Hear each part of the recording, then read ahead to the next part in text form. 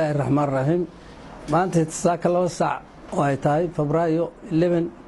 waxa la qisaasay laba nin oo dambiilayaashii ahaa oo Cabdifataax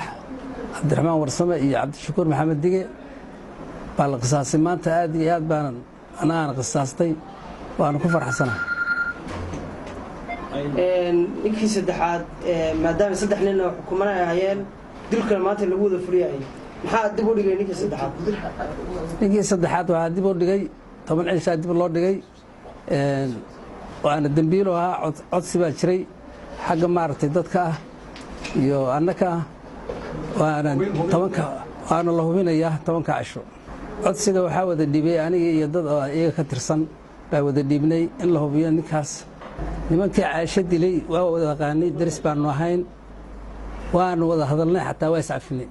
عفس بيجا دلبدين يجو تير جارجا صار قال شراه آخرهم ورتيرا بانكوير تير كان الجي وانا للدري وبتشوق وانا حتى أمرك إنتين